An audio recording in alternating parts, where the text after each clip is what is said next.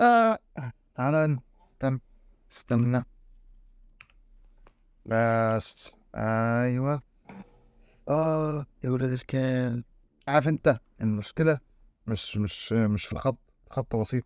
المشكلة في الشتاء ومع سيكة البرد دي وأطرافك شبه متجمدة لما تعمل أي حاجة دي. أتمناش لا ده ياخد واحدة من دي في الشتاء في صباع رجله الصغير مثلا في الترابيزة. بسم الله الرحمن الرحيم والصلاة والسلام على رسول الله. ده فيديو جديد عن الأوسنت أو الأوسنت أو أن يكن تنطقها ازاي، والتارجت المرة دي مختلف وفريد من نوعه، مش هتلاقي منه في أي حتة بعد كده ولا قبل كده، وهو أنا التارجت بتاع النهاردة بتاعت أنا والشباب في الديسكورد، وبنعمل كده شوية تقلبات وبلا أي هدف. قلت لهم يا شباب تلعبوا أوسنت قبل ما ندخل في المواضيع الهامة.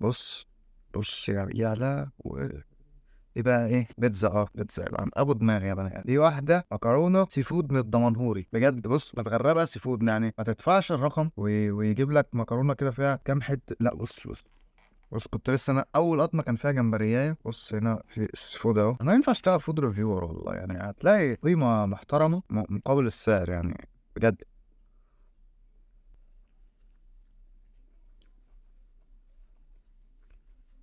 عظيم جدا مش قادر انا عظمه هتفرتك نافوخ. المهم احنا دلوقتي هنا في هذه الصوره عاوزين نعرف انا فين. هيجي واحد دلوقتي يقول لي ايه يا اسطى انت فين؟ انت معانا اهو في الدنيا يا اسطى. حبيبي يابا حته طرش دي حته ب 100 ومترفعه على سجاره واحده قامت مودياك انا عارف. المهم يجي واحد بعد يقول لي يا اسطى انت في شلاوت يا اسطى. ماشي يا عم، يعني اللي انت شايفه انا مش هعارضك، لان انا لو عارضتك هصدر مني اعتراضات غير ادميه.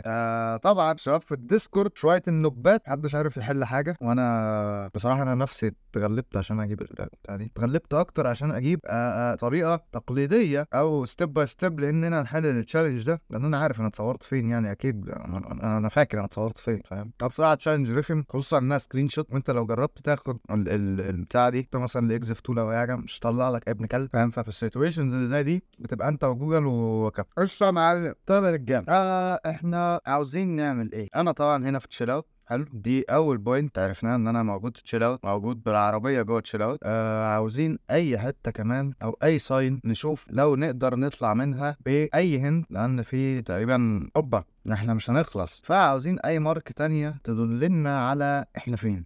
مجرد ما تبص للصورة كده فهتكتشف هذه الاريا الجميلة اللي اسمها معكوس في ريفليكشن الازاز. دلوقتي احنا عاوزين نقرا المكان الموجود هنا. شات جي بي تي قام جاي بعتها له اقول له اجعل هذه الصورة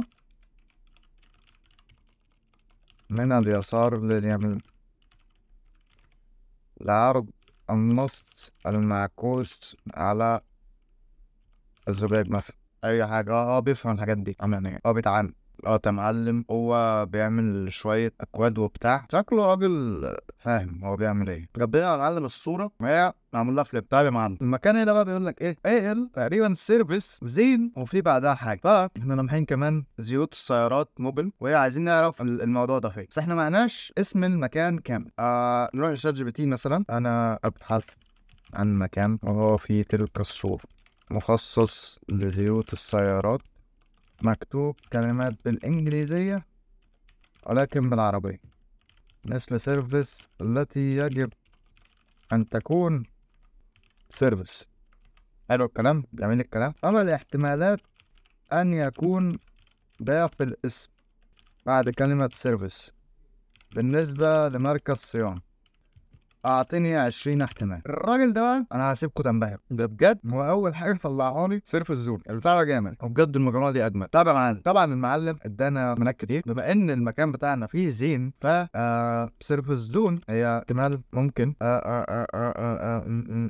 ماشي. هو طلع علينا سيرف الزون عشان نضيق الاحتمالات اكتر. ممكن نقول له وتبدا الكلمه الثانيه بعد السيرفيس بزين مثلا. هيدينا برضو احتمالات تخص حرف الزين. مجرم. خلينا نروح على جوجل اكتب ان سيرفيس زون زيوت سيارات. زيوت سيارات ال سيرفيس زون. اوكي.